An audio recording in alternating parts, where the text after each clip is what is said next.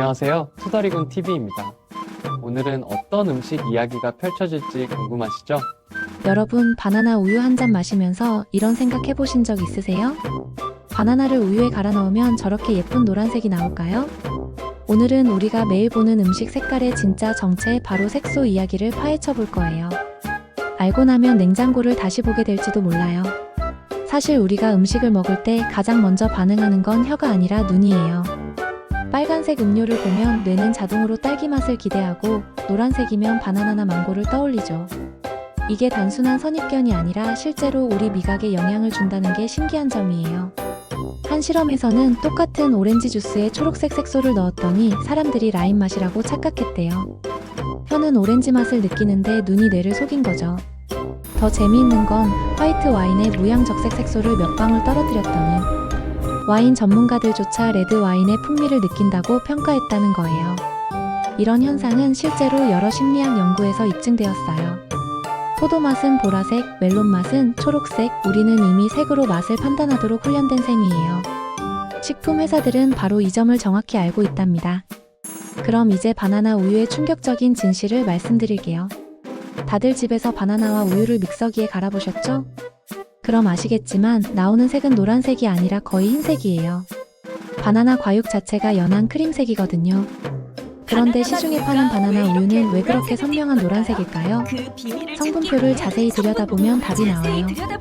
예전에는 황색 4호, 황색 5호 같은 인공 색소를 많이 사용했는데 요즘은 천연 색소를 쓰는 제품들도 많아졌어요. 대표적으로 빙그레 바나나 맛 우유는 2016년부터 치자황 색소라는 천연 색소로 바꿨답니다. 하지만 여전히 인공 색소를 사용하는 제품들도 있으니 성분표를 확인해 보는 게 좋아요. 딸기 우유도 마찬가지예요. 진짜 딸기를 갈면 연한 분홍색이 나오는데 제품은 훨씬 더 선명한 핑크빛이잖아요. 초콜릿 우유는 어떨까요? 코코아만으로는 그렇게 진한 갈색이 나오지 않아요. 여기에도 카라멜 색소가 들어가서 더 풍부한 색을 만들어내죠. 색소의 역사를 잠깐 살펴볼까요? 사람들이 음식에 색을 입히기 시작한 건 수천 년 전부터예요. 고대 이집트 사람들은 사프란으로 음식을 노랗게 물들였고, 로마 시대에는 비트로 붉은색을 냈어요. 중세 시대에는 코치닐이라는 벌레를 갈아서 만든 빨간 색소가 엄청나게 비쌌는데 귀족들만 쓸 수 있을 정도였대요. 지금도 코치닐 색소는 천연 색소로 사용되고 있어요. 그런데 산업혁명 이후 화학 염료가 발전하면서 상황이 완전히 바뀌었어요. 1856년에 영국의 화학자 윌리엄 퍼킨이 우연히 합성 보라색 염료를 발견했는데 이게 합성 염료 화학의 시작점이 됐어요. 처음에는 직물 염료로 사용됐지만 이후 수십 년에 걸쳐 식품에도 응용되기 시작했죠. 석탄이나 석유에서 추출한 타르 색소들이 개발됐고 가격도 저렴하고 색도 선명해서 빠르게 퍼져나갔어요. 유럽의 이 넘버에 대해 잠깐 짚고 넘어갈게요. 이는 유럽의 식품 첨가물 코드 체계에서 나온 거예요. 2100번대는 색소, 2200번대는 보존료, 이런 식으로 분류되어 있어요. 2100은 강황에서 추출한 천연 노란색 색소인 커큐민이고 2102는 타르트라진이라는 합성 노란색 색소예요. 2120은 아까 말한 코치닐 색소고 2133은 브릴리언트 블루라는 합성 파란색이에요. 우리나라에서는 이 넘버 대신 황색 4호, 황색 5호, 적색 2호 이런 식으로 표기하는데 대체로 유사한 물질이에요. 다만 나라마다 허용하는 색소의 종류와 코드 체계가 조금씩 다르답니다. 성분표에서 착색료나 색소라는 단어를 찾으면 바로 옆에 이런 번호들이 붙어 있을 거예요. 이걸 알아두면 장 볼 때 꽤 유용하답니다. 그럼 색소에도 종류가 있을까요? 크게 천연색소와 인공색소로 나뉘어요.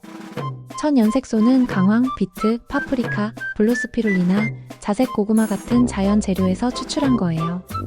요즘 건강 트렌드 때문에 천연색소를 쓴다고 강조하는 제품들이 많죠. 장점은 확실해요.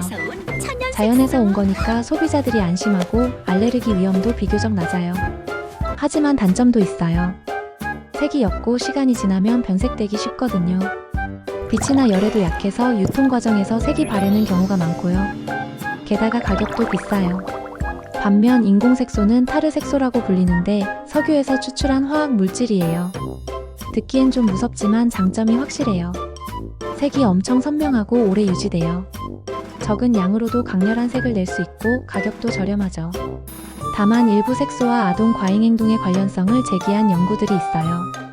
2007년 영국의 한 연구에서 특정 인공색소가 일부 아이들의 행동에 영향을 줄 수 있다고 보고했는데 이후 유럽과 미국 식품당국에서는 명확한 인과관계는 입증되지 않았다는 입장이에요.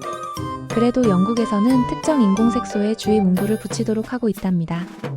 미국과 한국은 기준이 조금 다른데 허용하는 색소의 종류와 양이 나라마다 달라요. 그런데 왜 굳이 색소를 넣는 걸까요? 단순히 예쁘게 보이려고? 그것만은 아니에요.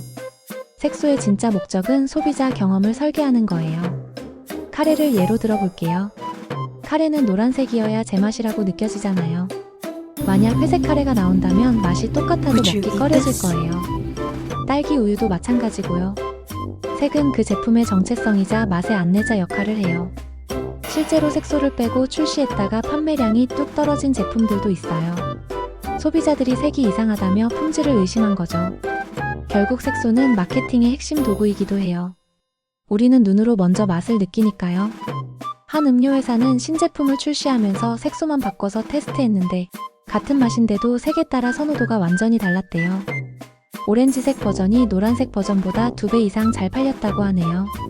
재미있는 건 색소가 들어가지 않으면 아예 상품성이 없어지는 제품들도 있다는 거예요. 청량 음료를 예로 들면 콜라는 원래 재료만으로는 연한 갈색이에요.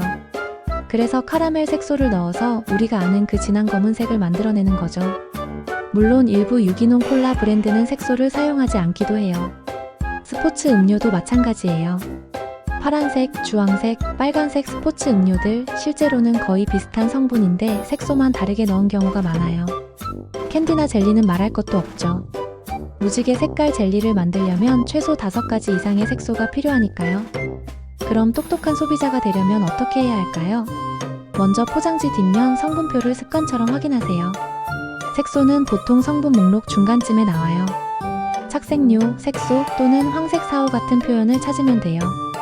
이 넘버가 보이면 100번대인지 확인하세요. 100번대면 색소예요. 요즘은 무색소, 천연 착색료라고 크게 써놓은 제품들도 많은데 이것도 체크해보면 좋아요. 천연 착색료라고 해서 무조건 좋은 건 아니지만 적어도 뭘 먹는지 알고 먹는 게 중요하니까요. 그리고 어린 자녀가 있다면 특히 주의해서 보세요. 일부 연구에서 인공색소와 행동 변화의 관련성이 제기된 바 있으니까요. 색은 맛보다 먼저 와요.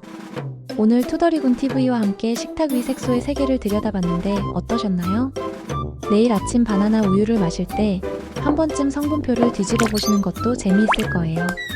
알고 먹으면 더 맛있거든요. 이 영상이 도움되셨다면 좋아요와 구독 부탁드리고 알림 설정도 꼭 눌러주세요. 투더리군 TV는 다음에도 재미있는 이야기로 찾아올게요. 그럼 다음 영상에서 만나요.